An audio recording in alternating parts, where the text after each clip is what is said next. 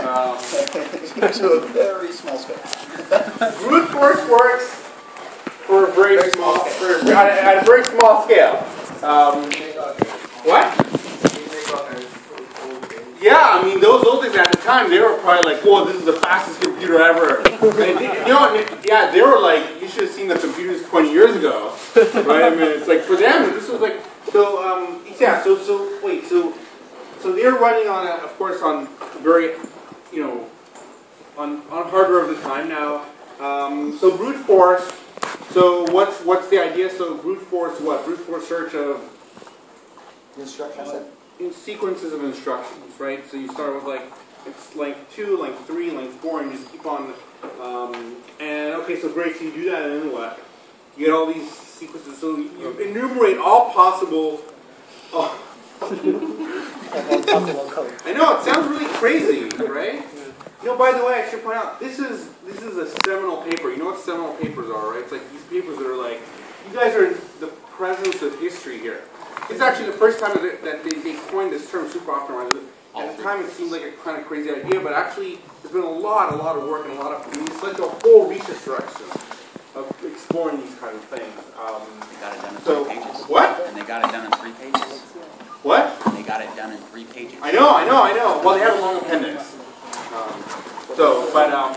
But wait, so wait, hold on. What were we talking about? The key idea, but wait, we got past that.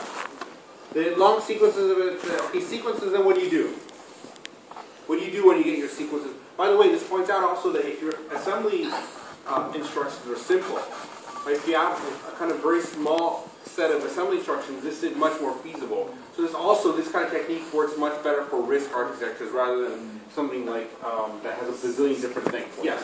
Yeah, I was going to say, they're assuming that all their instructions will be uniform calls, and I'm not sure what things are going to beat that or what they're... Right, so they're trying to find, and that's certainly not true.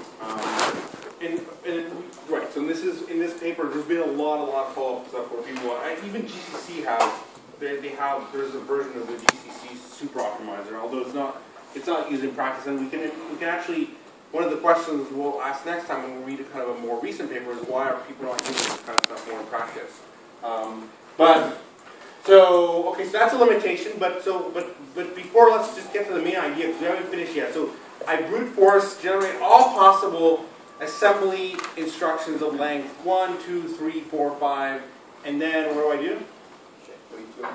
I check for equivalence of my original code, and they had this thing where they talk about these Boolean expressions, right? So you encode it as a Boolean expression. They kind of like basically they explode it into they express everything in terms of each bit, what it is in terms of a Boolean expression in terms of the inputs, and then they basically check for equivalence of those expressions. And of course, that sounds completely ridiculously expensive. And in fact, it is expensive, but they have this trick. And the trick is it's a very simple trick, but it's so insightful that you're like, yeah, why didn't I think of that? That's really smart. And what's the trick? They have some input cases and they see what... Yeah, you just run it on some cases, and most likely if they're different things, in most cases, you're going to generate random crap, right? And that random crap, you're immediately going to print it out because you're going to run it on the first test case you're going to run it on is going to give you something different. And so it's interesting, and in fact, I mean, the funny thing is, I don't know if you guys read all the way to the end, but what happens at the end? So they have They drop the Boolean one and they say, oh, yeah, we never found any issue with the problem. Right, so they have the fast test, which eliminates things. Yeah. And once they eliminate things, they're left with a handful of things, and for those things, ideally you'd like to put the expensive test that kind of checks the equivalence. And what do they do? Like, forget it. In practice, we haven't found this to be an issue. They didn't try. Right. They're very honest, and that's part of why these kind of papers would be very hard to get into. I mean, there's a lot of limitations here, but part of the thing is at the time the technology for doing this kind of equivalence testing was not very good. Things have gotten a lot better now. We're able to do for this kind of straight line code. I mean, testing equivalence is a relatively well-known and well-established. There's very well-known techniques for doing these things. And the reason why there are very well-known techniques for doing these things is because in the past 10 to 15 years, there's been a lot of work on, well, first there were SAT solvers, Okay, so people came up with a lot of very good SAT solvers, but then beyond SAT solvers, when you reason about these things, you need more than a SAT solving. You actually need to reason about bit vectors. You need to reason about various kinds of what are called theories. Or a theory of arrays, of bit vectors, and people came up with this idea of SMT solvers. Have you heard what an SMT solver is? Sorry, finish. What? SMT.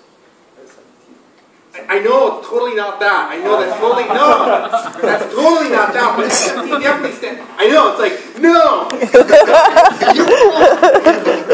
Sorry, I didn't mean to. Yeah, sorry. I mean, I didn't mean to. What I meant to say is, I really meant to say yes. It's a common misinterpretation because SMT stands for that as well. For some intelligence multi-threading, but it also stands for someone else said. What is it? Someone else. Sat modular theories. Right, satisfiability modulo theory. So it's basically what you do. You're kind of almost doing SAT solving, where you have various kinds of theories, and actually over the last 10 to 15 years, people have built extremely good SAT and SMT solvers. And because of that, we're now able to verify those kinds of things pretty efficiently.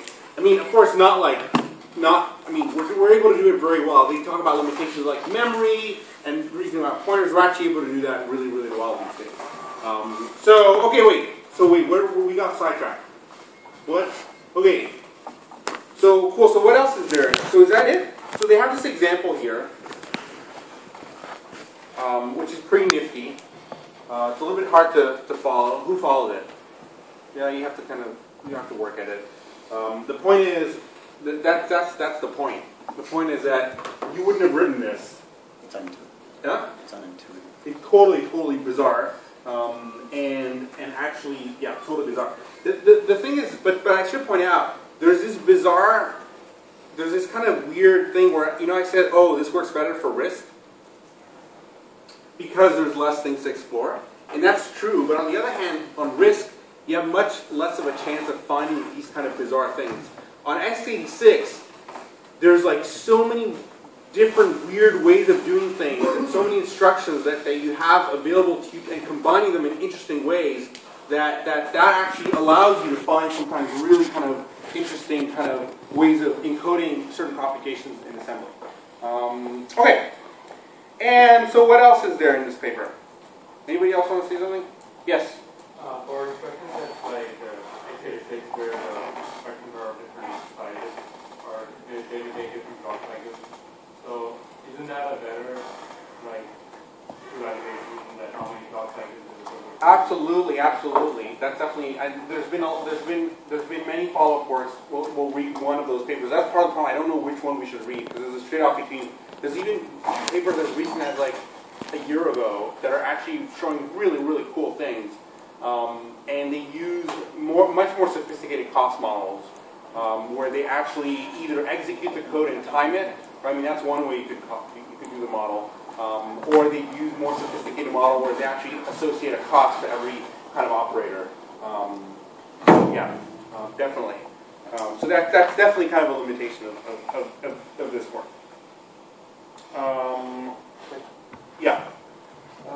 They do not talk about, they talk about the exponential subspace in terms of instructions. I have a feeling that it could be true of the number of variables as well, which are instructed. Right. I mean, so I think that they include that as part of the thing. I mean, really what happens is it's not just instructions, but also for every instruction, you can put in different variables. Right? And they have ways of proving out like combinations that don't make sense. And also there's a lot of namings that are isomorphic.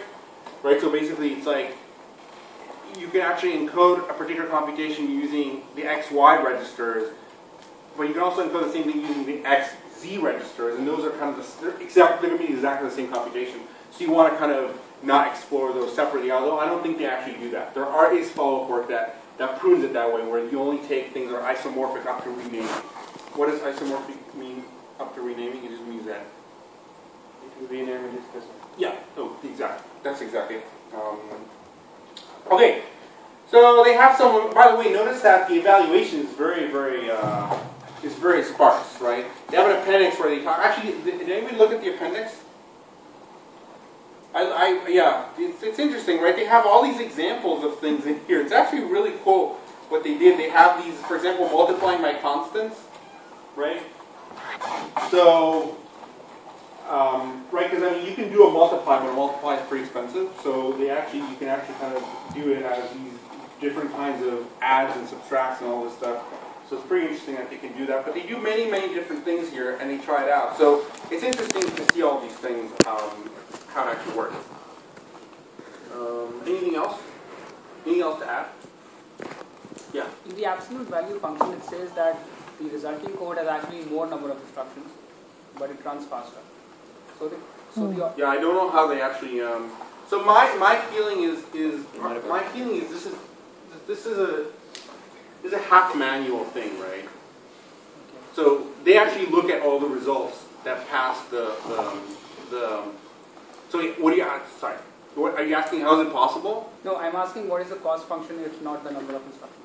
Is there some weight associated with the instructions? Like this is like branch should not be there or something? Okay, you want. So my understanding of how this works, or how they did it, is that they just ran the search, and then they pruned out everything that failed the original test, and then they looked by hand at everything else. And they made sure that they were equivalent, and then of all those things, they picked the one that they found to be the most. And at that point, they could probably just measure them, they could look at them, and an expert can see which one runs the fastest. Because at that point, they don't even run the other tests, they just look at them by hand. Okay. And I suspect that you actually don't get that many that are equivalent. That's the point. That's kind of the insight here, is that there are very few things. There are very few ways of computing the absolute value, right? I mean, it's not like there's a bazillion different ways. There's a kind of a straightforward way, and there's going to be like some crazy ways. But how many crazy ways are there, right? It's like, yeah. Wait, you had a question? So why did their program report an answer that is larger than the original? The answer should be the original. They would have had to have a cost function. No, I think, so it's a brute force approach. They probably generated the original one too, and then they went on. I mean, the point is this, they're doing a brute force. They said their implementation that when they find the shortest one, they're guaranteed never to find another shorter one, because that is, anything else is going to be longer, right, or equivalently long. And so they print it, and they terminate. Yeah, but obviously that can't be the case if they're finding something that's bigger than the original. Because they would have found the original one first. Right, that's what he's saying. Right. So I agree. I think what they're doing here is they're actually just running it to basically a certain number, a depth, right? Like depth of size 4. I'm speculating. Obviously, I mean that's what I think is happening. But yeah. Also, I think another constraint that they mentioned here is they're trying to like do it without jumps, right? So the original one could have jumps, but the shortest one that they can find, like the technique can find without jumps, might be longer than that. I see. So does the original one have jumps in it? Yeah. Okay, so maybe that's what it is. That's what their cost function is like. Not Jumps are number of instructions. 100 instructions maybe or something. So Well, actually, I think they don't generate jumps. I think that's what it is. They just don't generate jumps. So maybe that's the explanation for that, is that they just generate. So the reason why it's longer is, and they actually don't hit the original ones because the original one had jumps. They don't generate jumps. That's a very good point. Yeah, I think they say they're only using a subset. Yes, absolutely. And they don't. And I mean, once you generate jumps, it gets really crazy. And you can generate. Yeah, it's pretty crazy. Yeah. It actually says excluding conditional jumps from the instruction set. It's on right here on the thing. Yeah, it's right back. Yeah, this might be faster than the classical Wait, what? method. Oh, I see. Cool. Now that remains to be seen. Now the thing is, it remains to be seen whether I mean on a modern architecture whether this will be faster than the actual shorter sequence with jumps. But because if you have good prediction of your jumps, then maybe that it's okay. Okay. Let's see. Anything else? Was this like an amazing paper? It's like really cool. I mean, you have to. It's no what?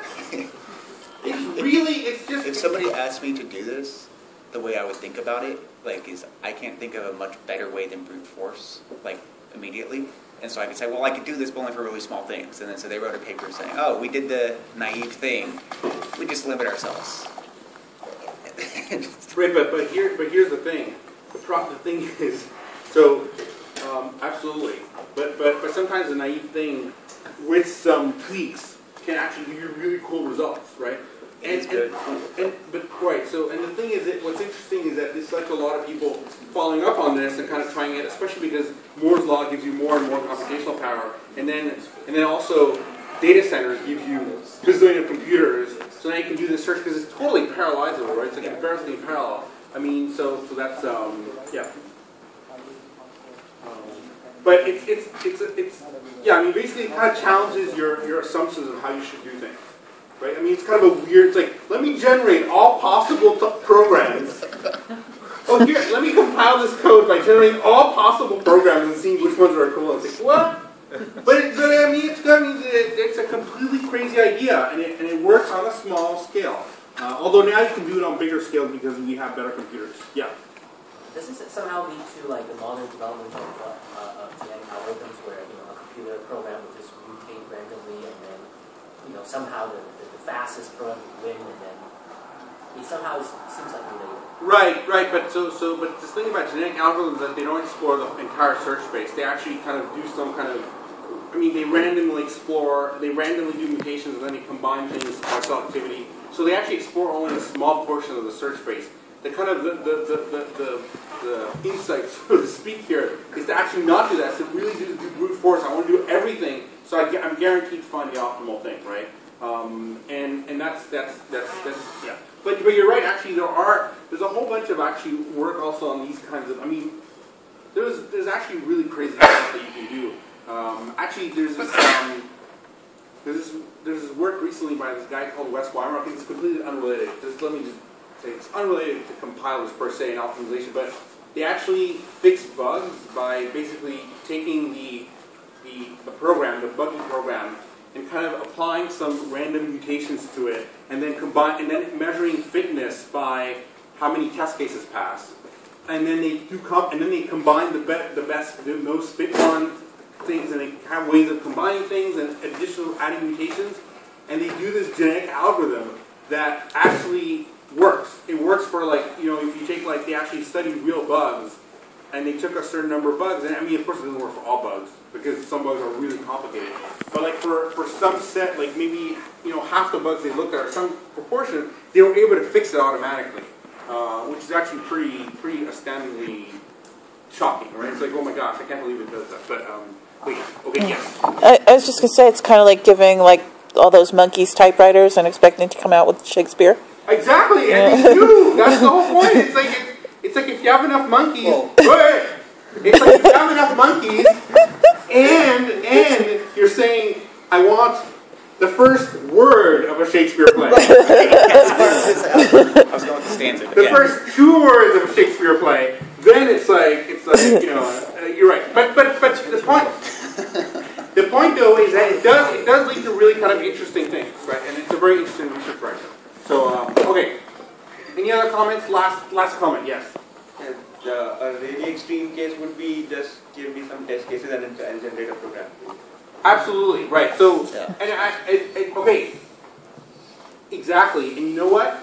That's exactly, I mean, in fact, that's a very hot area of research called program synthesis, where you are either given input-output pairs for what you want the input and output relation to be, or you're given a specification of this is what the pre and post condition should be, and then there are all kinds of algorithms for actually generating code for these kinds of things. And actually, one of the okay, wait, hold on, I'm just digressing, but it's too. I need to say this. So this way of this program synthesis kind of research direction has been around for a while, and they've been limited in large part by some. I mean, you can't generate huge programs.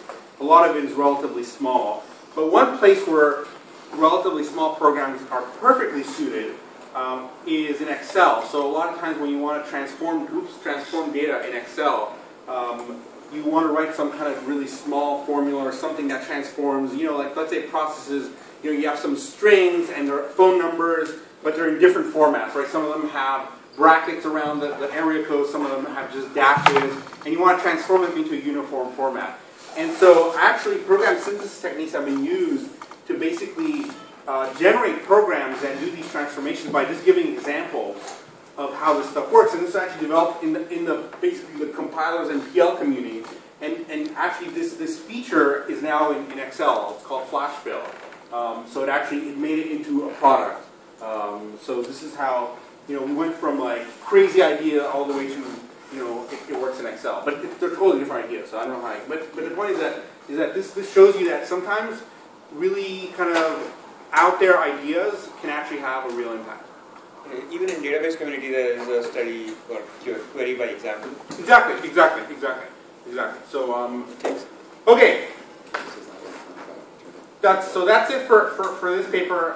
For next time, we're gonna actually for Tuesday. So wait, Tuesday is the project due on Tuesday. So I'm not gonna give you anything to read for Tuesday. For Tuesday, you guys are gonna do your project, right? And then for Thursday, I'll give you some reading, which is gonna be another paper on superoptimizers, but it's gonna be a recent one. The problem with the recent ones is that some of them are really, really awesome, but they're a lot harder to read. So I have to find a trade-off between finding the right paper that's accessible, but also is kind of has really cool results. But we'll figure that out. Okay, awesome. So now we go back to concept swap. So this is just a recap of what we saw last time. I'm just recapping what we saw last time. And to recap, I'm going to show you the versions. We wrote flow functions for constant propagation. Okay, that's the first thing that we did. So we wrote, these are the flow functions. You can look at them. They're in the slides. So these are what we came up with. We saw how for certain things you want to basically kind of reuse, your flow functions for the simpler statements for more complex ones. We saw that in some cases you want to be super conservative, like for a function call. We saw, ifs and merge. Then we saw the lattice, and we saw how was a weird lattice because we had top being the empty set. Top's always the most conservative answer, right? Top is the answer. Top is the answer where it's like, if I ask you to give me an answer right away without thinking about it, without your analysis doing anything, that's like, you should be able to return top. Top should always be a correct answer, right? Top should always be correct. So saying that there's no, that I know nothing about the constantness, it's always fine to say that. But it's like, I gotta give up, I know nothing. And the bottom is a full set, which we've talked about how it's a little bit bizarre because in this full set you have bindings of x goes to 5, x goes to 6, x goes to 7, x goes to all possible constants. Kind of a weird thing.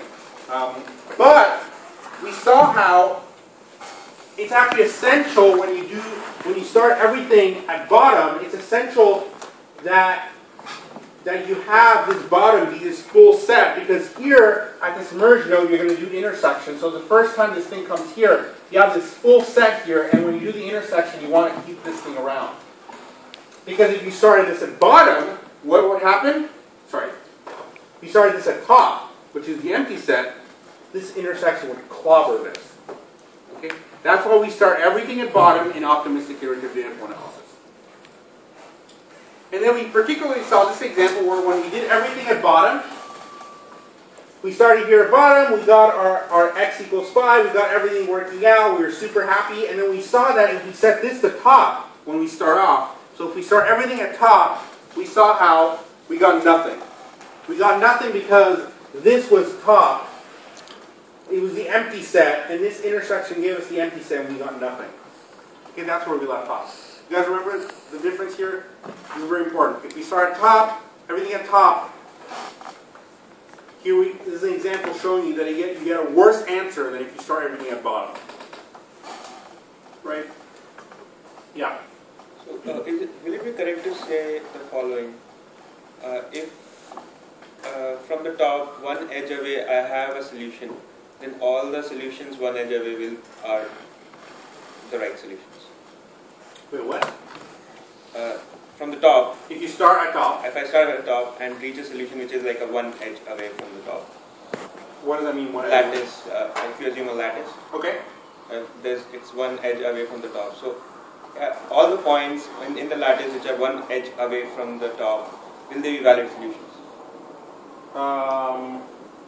Not necessarily, but why does that even matter? I don't think that's true. I mean, certainly if you start with top is a valid solution. So basically, if you start everything at top, you just stop right away. You don't even need to go anywhere. You're just like, okay, I'm done. You don't get a very precise answer. In fact, you get a useless answer, right? So that's why from top you want to kind of basically you start at top, it's the worst answer possible, but it's correct. And then you basically try to get things better, little by little. But I didn't understand why this was important, that you're one edge away from the top. Like we start at the top, and sometimes in these cases we might end up with an answer which is like not really empty. Yeah. Yeah. And if I see that in terms of lattice, it will be a point on the lattice. Sure. And we can also say that it is like 1 or 2 edges away from the from the top. Sure. So I was just wondering if all the points which are 1 or 2 edges away from the top would be right answers as well. No, not necessarily. I mean, you can be 1 edge away from the top and be a totally wrong answer. In fact, here, I mean, you may have a program where nothing's a constant, right? So just to give you an example, I mean, in our previous, if I have a loop where x is incremented by 1 every time, at the end of that loop, x should not be a constant because I don't know anything about x. It's just going to be some value. So, you know, top is the empty set, and x arrow 1 is 1 edge away from top, right? It's just immediately below that, and that's incorrect. So in fact, it doesn't always hold that if you're 1 edge away from top, you're going to be a correct answer. I mean, it could be that in a lot of cases it is, but there's no requirement at all. No, if I already know that there is an answer which is 1 edge away, could other answers which are 1 edge away be valid as well? Maybe, I don't know. Maybe let's take that offline. I'm not quite understanding. But maybe you can ask me after lecture, we can talk about it a little more. So let's see. Any other questions?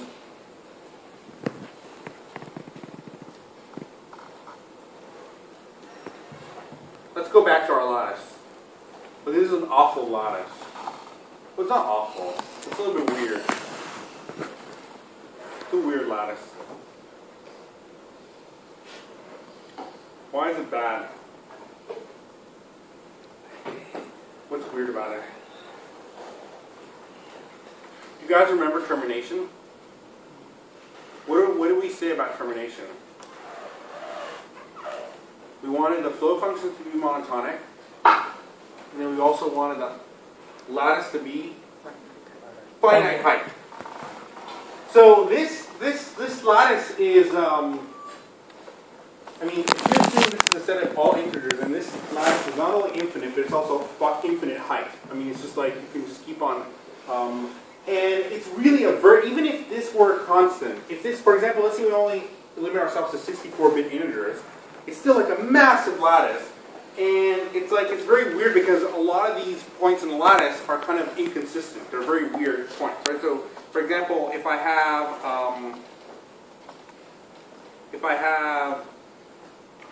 actually, hold on.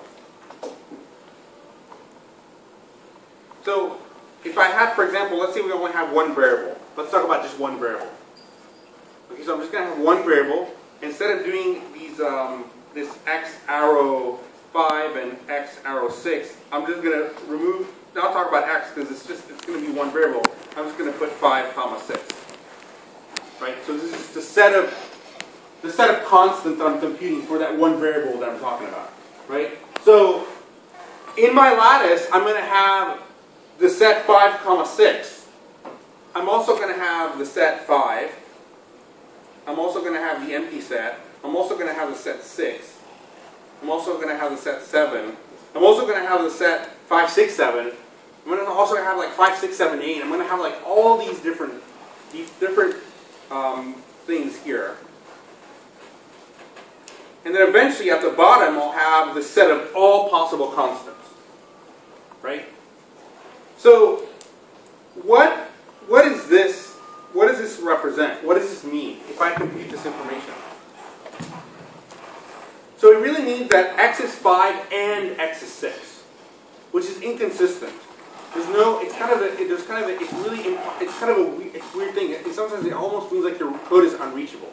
And in fact, x is 5 and x is 6 is kind of the same thing as x is 5 and x is 6 and x is 7. They're both inconsistent. They're both equally weird.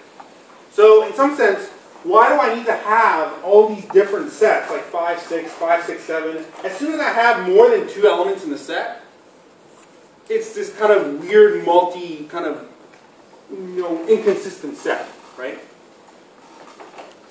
So the that we can take all of these things and clobber them together into one element in the lattice. Okay? So we can take all of these things, and the only things we're left with is this big clobbered thing, which we'll call bottom now, and then singleton sets.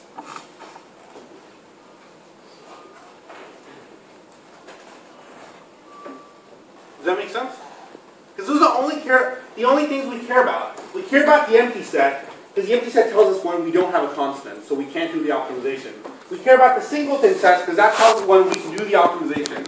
And we care about bottom, because bottom represents this kind of optimistic, super duper precise information that basically it's almost like I have all possible constants all at once, or that my code is unreachable. There's multiple ways of interpreting bottom. But basically bottom is kind of the super duper precise information. And that's all I really need. And so then the lattice looks like this. Basically I have top, you have bottom, which represents all possible constants, which is kind of a weird thing. And then you have basically individual constants. And this is for one variable.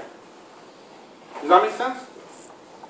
So we start everybody at bottom, which means it intuitively means all possible constants, which is kind of a weird thing, but it represents the set of all constants.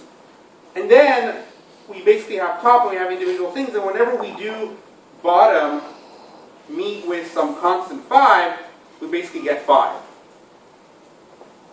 And the reason why that is because this represents kind of the set of all possible constants, and this represents intersection of things. So intersecting the set of all possible constants with 5 gives me 5.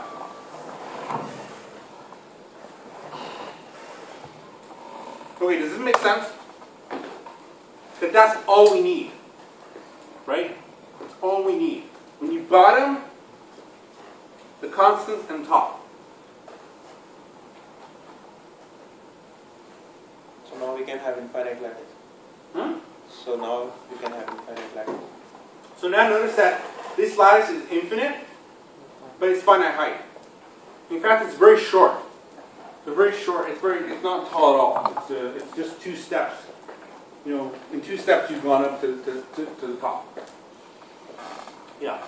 It doesn't need to be infinite too, right? Because there can't be all possible constants in the program. Absolutely. So I mean, this is just for mathematical convenience. What? Is it just for mathematical convenience? Well, why can't it be? No, because in a program, like if you have 5, 6, 7, that's all the constants that are mentioned. Then yeah, but wait a minute. So the question is, what are the set of constants you want to talk? So okay, we can basically say all the constants that occur in the program. Right. But the problem is that if you, for example, have x is 5 and y is 5, and then you have x plus y, and you want to compute that that's 10, right? In our constant propagation analysis, so we may want to propagate information about constants that are not in our original program. Okay. So of course you could say, let me go and do. It's the set of all 32-bit, or 64-bit values. And actually, in reality, that's the way you implement this. You'd have a top, a bottom, and if you're in here, you would actually store a 64-bit value, whatever the value is on your computer. Yeah, like biggins and stuff. What? You have like biggins and stuff like that that go over the. Yeah. So you have infinite integers. Yeah, I mean, basically, sure. Well, basically, yeah, that's true. Yeah. The point is, we don't care. It could be super. It could be infinite. I mean, it could be really low. I mean, at the end of the day, the truth is, everything's finite, right? Yeah. Unless it might be so big that we don't care. Exactly. So at the end of the day, like even your big nums are finite because you have a finite number. There's at a certain point, there's RAM. I mean, RAM will limit you. Actually, the number of particles in the universe is probably the limit, really. I mean, it's like there's a limit there, so we can't go beyond that. But you're right. Sometimes it's so big that it doesn't even matter. The beauty of it here is that our lattice originally was designed in such a way that it had all these other things in it, but now we can actually make it finite. Yeah. I guess we're at multiple variables question. Yeah, we haven't gotten there yet. That's a great question. How do we do multiple variables? We'll get to that next slide. Are you going to ask a Question about this. Okay, so we'll get to that next slide. Yeah. Last lecture we talked about like where you might have x arrow 5 and x arrow 7, and that meant some kind of unreachable. Here we can't get that, correct? No, it is. It's this. It's bottom. Oh, so that's what you mean. Bottom represents exactly. It represents exactly that. Multiplicity. Okay. Right. It represents any. But what we can't distinguish anymore is the x equals 5 and x equals 6 versus x equals 6 and x equals 7. Right? We're basically covering all of those. As soon as you have more than one, it's like we're assuming you have all of them. It's like we have all of them. And so that's what this bottom. And actually, in some sense, the reason why I keep on saying that is so. Let me. I mean, it's one of those things where, for example, if you have a merge here, where on this side, you have x equals 5, and here you have a conditional, branch, and it turns out that on this side you have x equals 10. So if this conditional it only goes on the true side. Okay, the way you would transform that is you would basically make this thing go directly here, and you would leave this code as unreachable. And what happens is when you would analyze now, if you had an unreachable code elimination pass, it would delete this x equals 10. But supposing you don't have that yet, you haven't deleted this statement yet. It's still there, and it's fine. It's unreachable code. I mean, there's very valid programs you can write like this that have pieces of code that are never reachable. When you analyze this, notice that what will happen is we initialize everything to top. No, wait, bottom. Sorry. So this will be bottom here, and because this will end up being bottom. Okay. Actually, it won't. Our analysis should actually, see, this is where our analysis is not precise. It actually is not careful.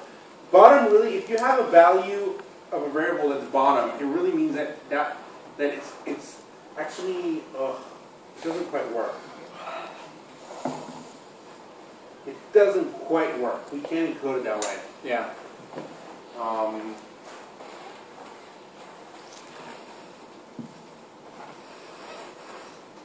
Actually, the way it would work is like if you have this would work. So if in that example you wouldn't be able to do it. But if you have some other piece of code that had nothing to do with x here, okay, then the fact that on one side you have bottom and on the other side you have x equals 5 basically allows you to say, well, what should I get here? I'm allowed to assume that x is equal to 5, right? Because when you take x equals 5 and bottom for x, then it basically gives you 5.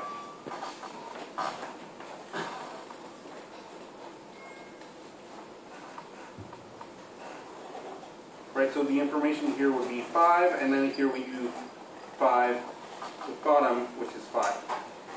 And the way to interpret this bottom here is that it's almost like this side here. The reason why I'm saying it's all possible constants is that it's like a super constant. This is why. So it's not only do you know it's so okay. This is not constant. This is a constant, and you have a value. And this is even better information.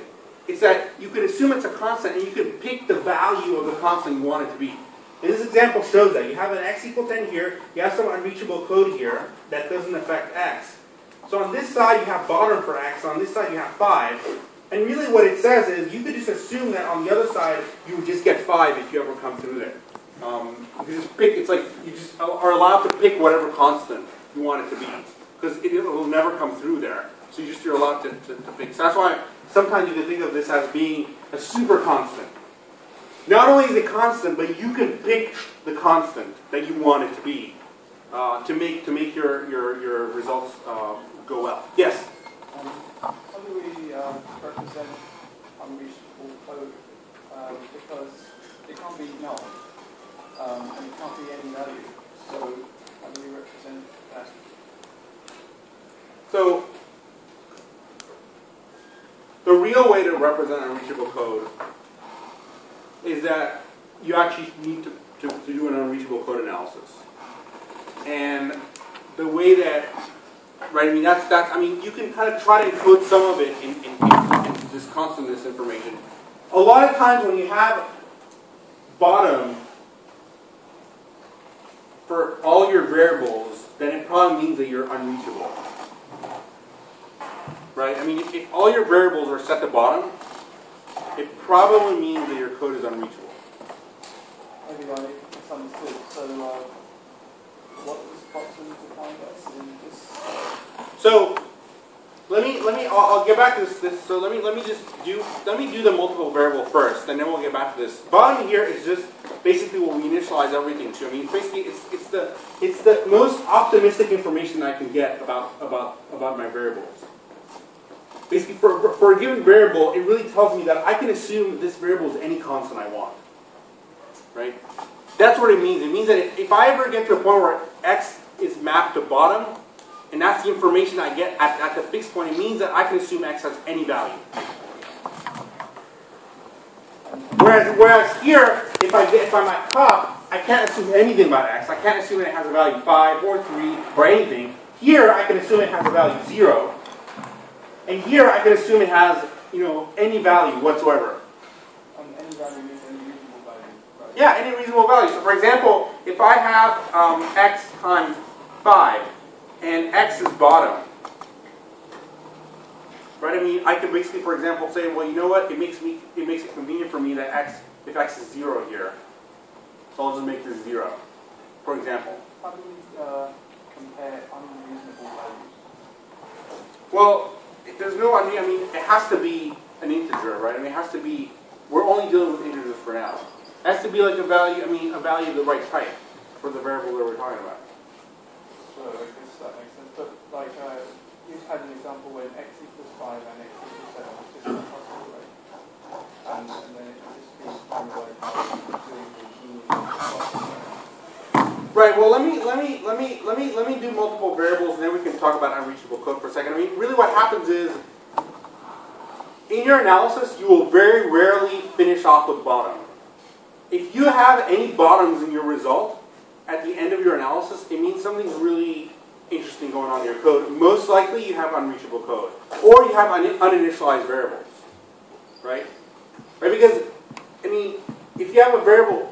You know what? Let me first talk about multiple variables first, and then because we're already talking about. So there's two ways to do multiple variables. One is that you do a tuple of lattices. So basically, what you do is you can have one lattice for every variable.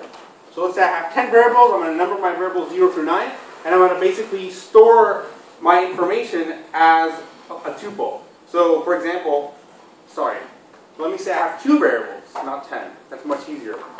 So I'll have, bottom, bottom, right? I'll have basically a copy of each lattice for every variable. So this will be an example where this is my first variable, and that's my second variable. And that will be the bottom of the tuple lattice, right? The pair lattice. And then I would basically have another example. Some information is 5 bottom would be some information where I know that the first variable is 5, and I know anything about, I know that the second variable hasn't really been initialized. Or I can have this, which is that the first variable is 5, the second variable is 7. Or I can have this, which is that the first variable is 5, the second one is not constant. And I can also have basically that both variables are not constant. Okay? And so the way that you can actually define formally what this tuple lattice is, let me actually show you what it is.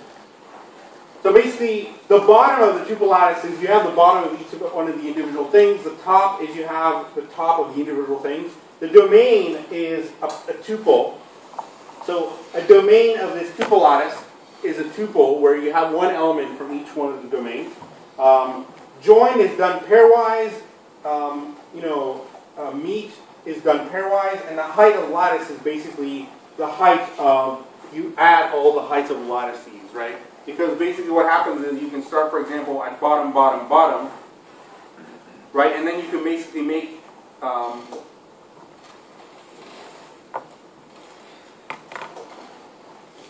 and then I can make this one go up. This one, I can basically make the first element go up by the height, by its height. And then after I'm done with that, I'll get something where this is top, and then this is bottom, and then I can make the second one go up by one element at a time, and then I'll get top, top, and then bottom, and I can get the third one to go up one at a time, and finally I reach top, top, top. And so by doing, and every time you go up, by just having this element go up in the lattice, you will actually get a tuple, let's say A, bottom, bottom, and this tuple is going to be greater than the first one. Because comparison is also pairwise, right? So this here is greater than this one because A is greater or equal to bottom, bottom is greater or equal to bottom, and bottom is greater or equal to bottom. Okay? Any questions on this? This is not, yeah. Are the variables independent? Yes. Yeah. And they have to be. Well, what do you mean by independent? I mean, obviously, the variables are always independent. I mean, I don't know what a... Yeah, but I mean, the variable, they're different variable names, right? So I'm talking about variables in your program that are different, like X, like I have a variable called A, and I have a variable called B, and I have a variable called C. And so I'll just kind of put, I'll number my variables. This is variable 0, this is variable 1, this is variable 2, and I'll just place them inside here. Well, I was just thinking like in a case of a block where A equals B, and then next like C equals A or something like that. And yeah, we'll keep information for every variable, for A, B, C, and D. And then we'll just, our information will later just map. I mean, basically we're keeping a piece of information for every variable. So it's not, I mean, there's no, it's just one piece of information for every variable. Right, so I mean, if my program has two variables, A and B, then I will store a pair where the first thing will be an element of the constant propagation lattice, and the second element will be a pair of the constant propagation lattice. Right? So, yeah.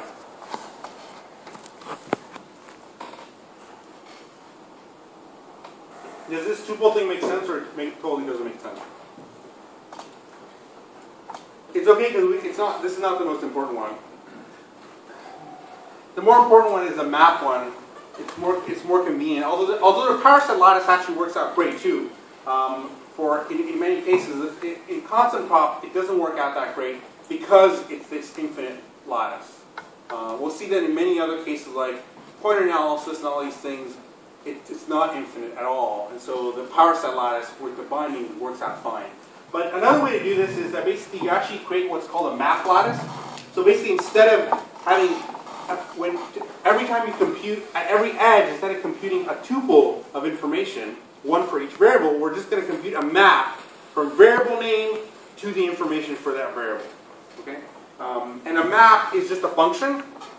So basically we're going to store at every point in the control flow graph a function from variables to an element of the constant prop lattice. So in some sense this will look like this. It will look like a map. How do we draw up a map? Maybe like this. So A goes to bottom and B goes to bottom. Right? And then when you know that A is a particular constant, this will go like this.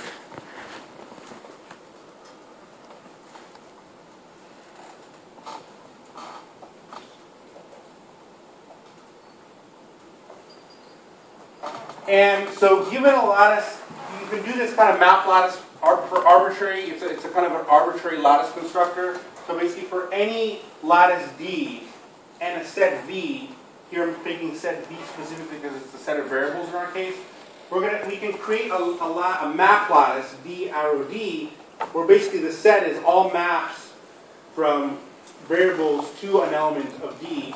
And then each one of these things is actually just works pairwise. So bottom, what's bottom? Bottom maps every variable to bottom. Right? The bottom will map everything to bottom one. Right? So this bottom here,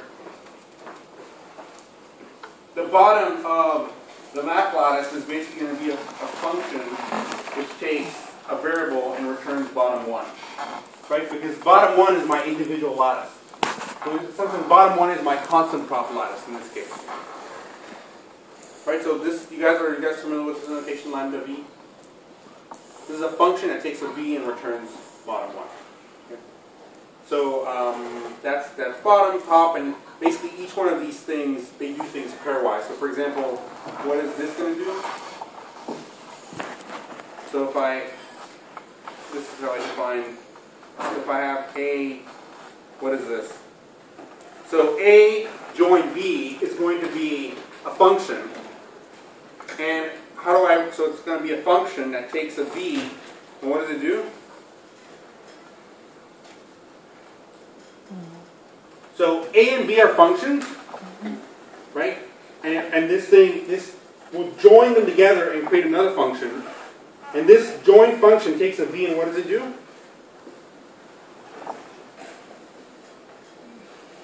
It's just going to call AB, do join 1 on it, and BB. Right, because basically A is a mapping from variables to a constant prop information, B is a mapping from variables to a constant prop information. When I do the join of these two maps, what do I do is, well, I give it a variable, I look it up in A, and then I join it with whatever it looks up in B, right? So, for example, if I want to join these two things, how do I join them? Well, I create something where I create a map where for A, I map it to what? To the join of, right, to the join of 5 and bottom. And for B, I create a map that basically joins these two things. So you basically join by variable, in some sense. And that's the formalism right here. Cool. It's not the most important thing if you didn't follow this part, but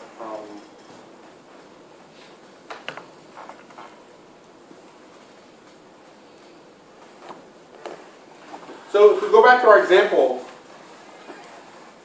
how do we do if we're using a map? How do we write the flow function for this? This is a constant prop. So in now is not a set anymore, it's a map. So for maps, you could basically imagine that there's a map set operator where you could basically bind something. So I could basically do this, and what do I bind x to in the outgoing map? So this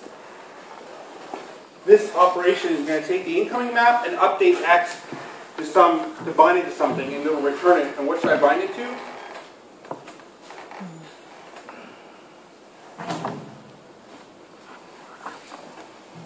Yeah.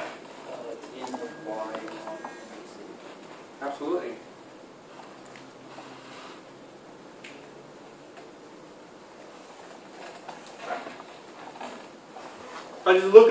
I basically look up the value that I have for y, and I look up the value I have for z, and then I apply op to those two things, and then I bind x to that.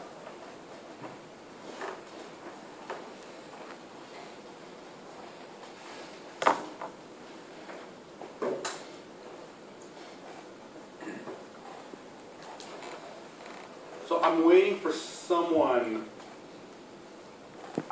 Maybe you guys are too lost to kind of see the subtlety and why this doesn't quite work. Well, let's try to figure it out. So this doesn't quite work. Something's kind of off here. The types are off. Yeah.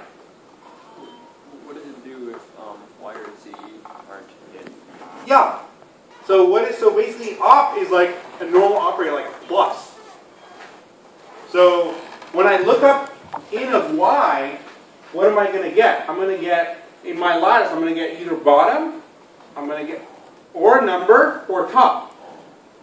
And the same thing here. So this op here, poor op here is going to be totally confused when you pass it like bottom, bottom. It's going to be like, what am I supposed to do, right?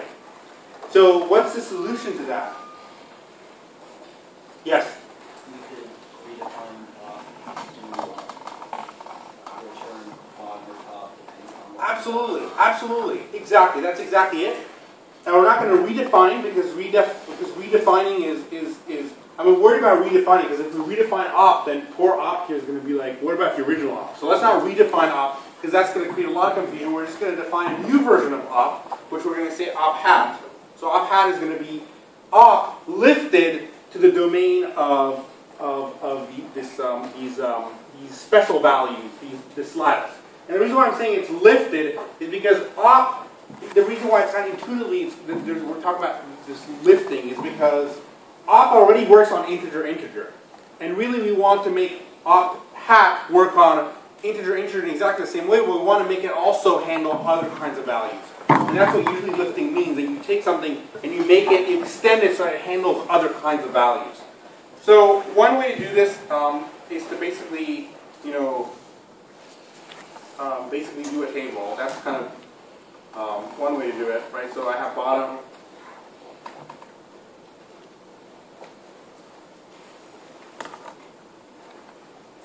Right, so this is the case where I have, this is my first parameter. Wait, what? Let me just do it this way.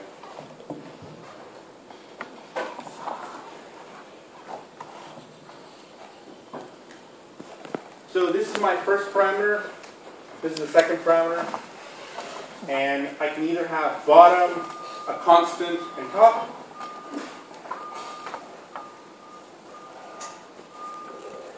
Bottom, constant, and top. That sounds like an alarm. It's not a fire alarm, right? That would be like much louder. Backing up. If it is, it's far away. Huh? If it is, it's far away. It's a far away. It's okay. Someone else is burning. It's not, that sounds like a big thing. That just comes from a car. That sounds like those big things are backing up, right? It's just a car. What? It's just a car. It's not burning. It's not a car. That's a car? It's a truck. It's a big truck backing up, right? Yeah, I think. It's supposed to be warning you that, I'm going to run you over. Exactly. Let's hope it doesn't back up into here. That'll be like, Lecture's done. What? Lecture's done. No, why? There's a front wall, yeah, sure, but if it comes to the side wall, we can still continue. Like, to the projector, as long as the projector's still working. You might hit to sit down. What? You might hit to sit down. Yeah. So what do we do? What do we do with this stuff? So what do we have here? So which one? Okay, what's the easiest? Okay, so let's start filling out this table. Who wants to start with the easiest part of the table? Constant. What? Constant and constant. Oh. Okay, so all the tops here, remain tops. it's A off B. So wait, what? All the tops remain tops? Yeah. So, right, so top, okay, so top. Top up, top. Didn't Dr. Seuss write that? Well, that's certainly safe. What could not? Well, hold on, you're probably right, but I should find out. So hold on, so certainly top is top. I mean, that's like totally very clear. Top and a constant, you don't, basically what it is that. If A or B are non-constants, you can't get a constant out, right? Right, well, hold on a second. Hold on. Okay, fine. Well, let's leave it, okay, fine, so hold on. We're good for now. Let's leave that there for now. The thing that, okay, this is the one that's a little bit, it's like you have top and bottom, so it's kind of a weird, it's confusing. If A is not a constant, how can you get the result to be constant? You can just choose, right, as you were saying. Right, so the point is that if A is not, so basically, so this is where actually we go back to, okay, let me back up. So, if we, beep, beep. What? You're backing up. That's true, exactly. That's exactly right. I'm not going to make the sound of it. But, so whenever you have, so how can we get, when we do our analysis, how can we ever have a result where a variable has bottom at the end of our result, right? When we are finished or reach with a fixed point, how can we have a variable be mapped to bottom? Right? Huh? Unreachable, right? Let's assume that we start at the top. We start all the variables at bottom. At top. Right? So we initialize everything at bottom except for the beginning of the program, where we're going to say at the beginning of the program, I'm just going to assume nothing about anything, because I'm going to initialize all variables at the top of the program at the top. So now it's like the only way you can get bottom is if something's unreachable. So now, if I have this, which basically is I mean, yeah. So now it's like, why can I not? I mean, if I have Z being bottom, doesn't that mean that this code is just unreachable? So I should just set X to bottom?